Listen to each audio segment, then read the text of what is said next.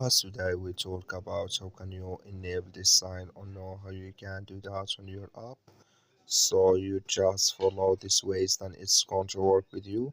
So all you have to do, so you just go down here, you click here on profile down here, and you just click here on profile.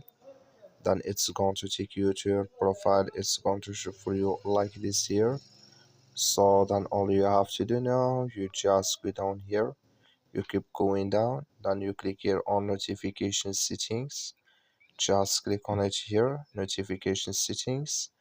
You come to next step here, then all you have to do, just go down here, you come here to remind me to resell my mail season tickets in time. Here can you enable it here for email, just click on it, and here for app, that like you say it's enabled with us now. That's all you have to do. Thank you for watching. Don't forget to support us by liking and subscribe.